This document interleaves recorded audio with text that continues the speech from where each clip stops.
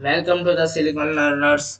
In last two videos, we have studied about what is clock domain crossing, what are the solution of the clock domain crossing, what is the impact on the hardware of the clock domain crossing.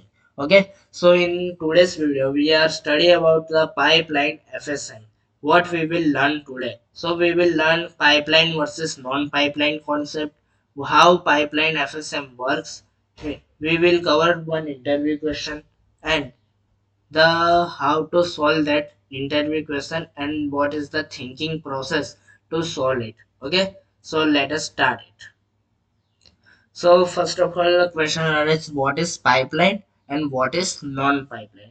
So see, in the VLSI industry everything boils down to two metrics. First of all is throughput. Throughput is the how much data you process per second. And second one is frequency, maximum frequency. It is show how fast you can clock your circuit. So let us understand the core difference between non-pipeline and a pipeline system using a simple assembly line analogy. Okay. So imagine you have to a processing task that takes three operations. First task is fetch, second is compute, and third one is write. So okay, and assume each operation takes a 1 nanosecond. So total time for the compute three tasks is 3 nanosecond. Okay. So, in the non-pipeline system or non-pipeline architecture, packet 1 enters the system. So, first of all, packet 1 enters the system.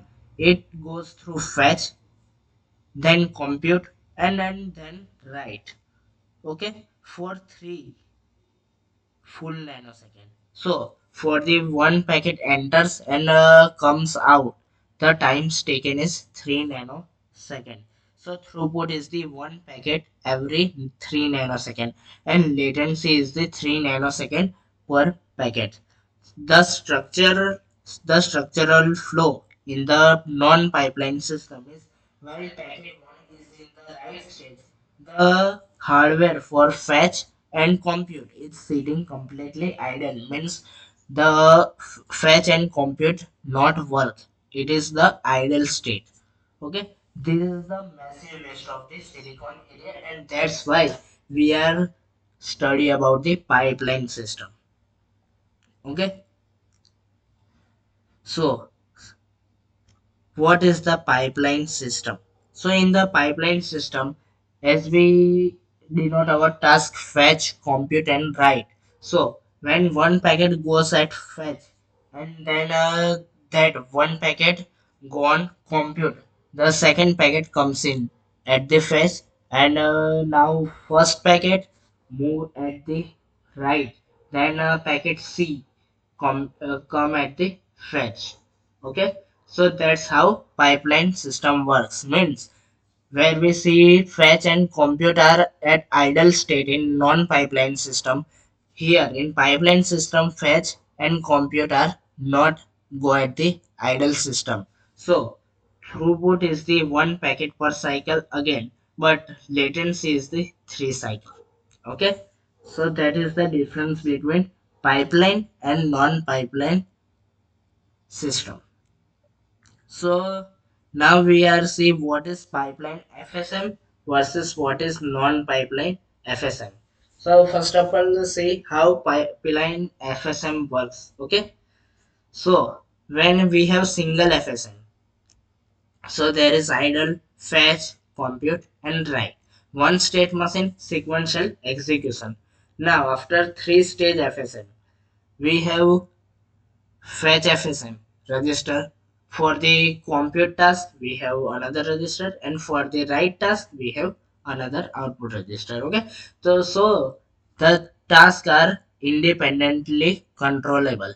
It means parallel execution. Where we see in the single FSM, the execution is the sequential. In the three-stage FSM means pipeline FSM, our execution is the parallel.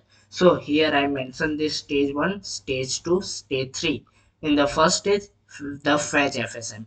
In the second stage, complete FSM. And at this stage 3, write FSM. In the fetch FSM accepts a new packet every clock, extracts header and passes to stage 3 means the compute FSM. At the stage compute FSM, it receives from stage 1 and runs checksum or lookup and pass to stage 3 means write FSM. At the write FSM received from stage 2 write to output buffer means it is handle our output logic. Okay, this is how work the pipeline FSM. Okay, so next we are move through our interview question. Okay, what it is say.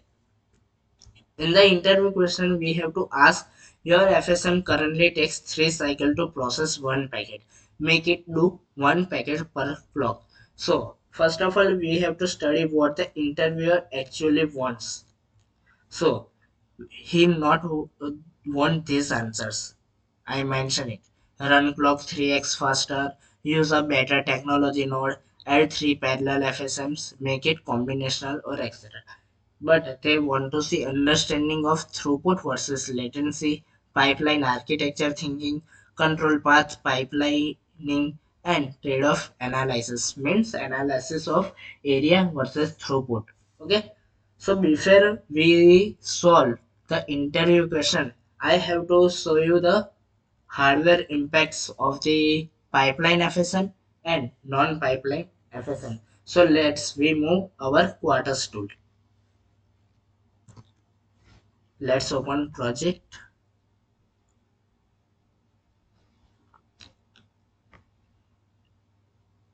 and here is our first one non-pipeline project. We are open our Verilog file and here it is and we just compile it first.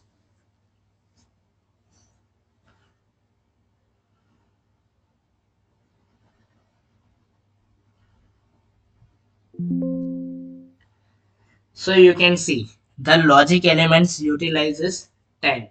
Okay, so means there is 10 flip-flop utilized by these programs.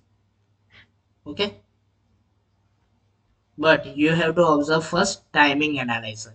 In the timing analyzer, we can see our setup time is 7 nanosecond. Our combinational time is 11 nanosecond. Propagation delay is 15 nanosecond. And hold time is minus 7 nanosecond. In the Quartus tool, as I mentioned before, it is clock frequency restricted to 275 megahertz. So we have to compute the actual clock frequency manually. So what is the formula? We know it. The T clock means time period of the clock is setup time plus hold time plus combinational time. So here in this case, our total time period is the 7.744 7.744 plus 11.590 and minus 7.691. Okay, so when we compute this result, it gives us 11.643 nanosecond. Means our time period is 11.643 nanosecond for the non-pipeline FSM. Okay. Now from the time period you can compute the maximum frequency also. Now let us move at the our pipeline FSM. So we can analyze the difference between pipeline FSM and the non-pipeline FSM.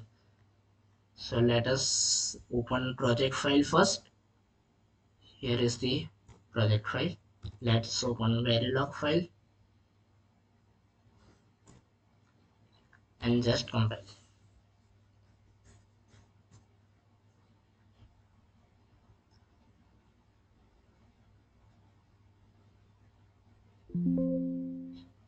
And you can analyze here.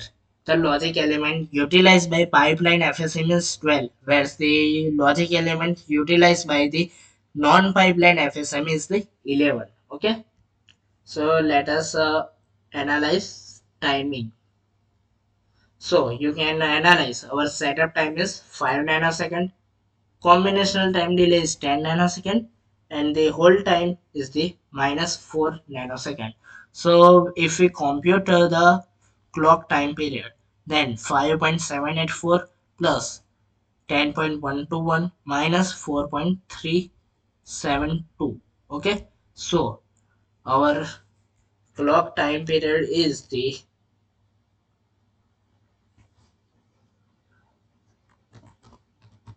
our clock time period is 11.533 nanosecond. Okay,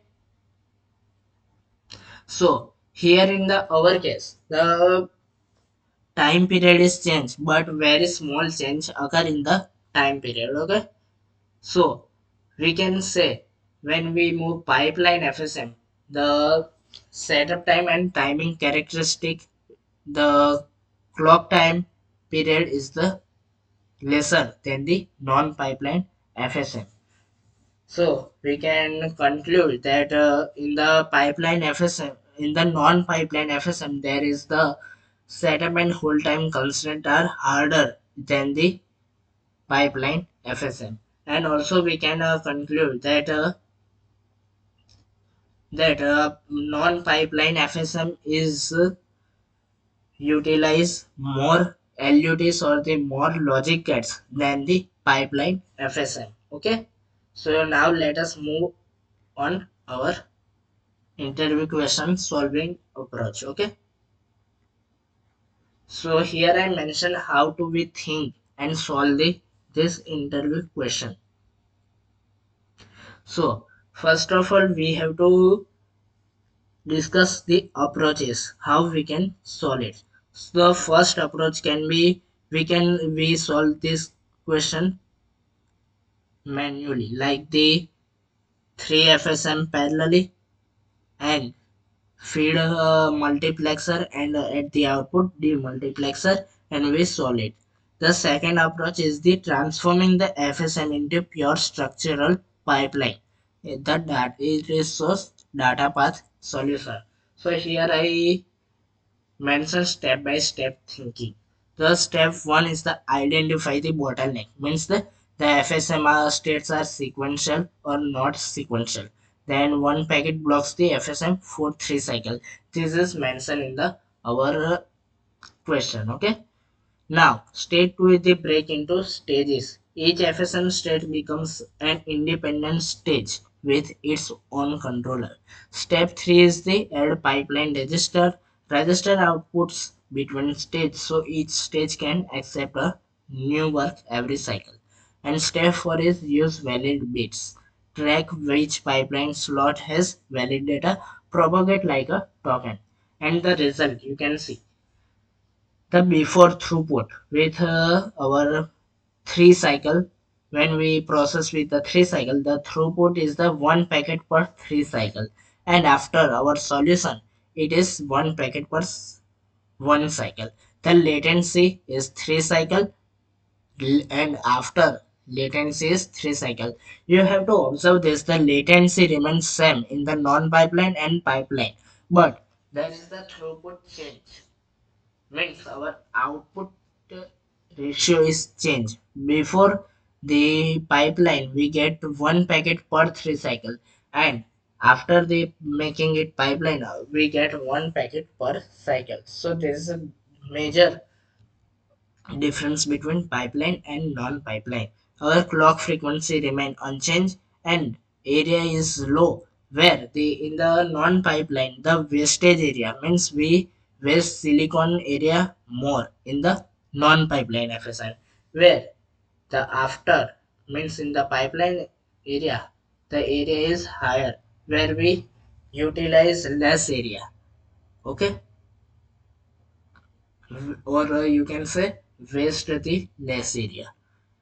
The FSM count is before one FSM means sequentially operate, and after making a pipeline there is 3 FSM, 3 parallel FSM which has one state each. Okay, So here is I mentioned interview golden gold phrase that I traded area for throughput while keeping latency and clock frequency constant. There is a classic space-time trade-off in control path design. Okay. If you want the actual code of this interview question solution, then DM me in the comment. Okay. So, what are the key takeaways from this pipeline topic? So, we can say now pipeline equals to overlapping one work, multiple packets in the flight simultaneously. FSM becomes stage controllers. One big FSM is to multiple small stage FSM. We can say throughput increase, but latency remains same. Pipelining improve throughput, not latency. And fourth is valid bits track occupancy. Simple way to manage pipeline flow. In the next video, we are see about the FSM plus FIFO, half full back pressure. What happens when your pipeline can't accept new data? How do you store gracefully without losing packets? We will cover ready or valid handshaking, skid buffers, and the classic half full FIFO trick. Okay, so thank you for the watching the video. We will meet in the next video.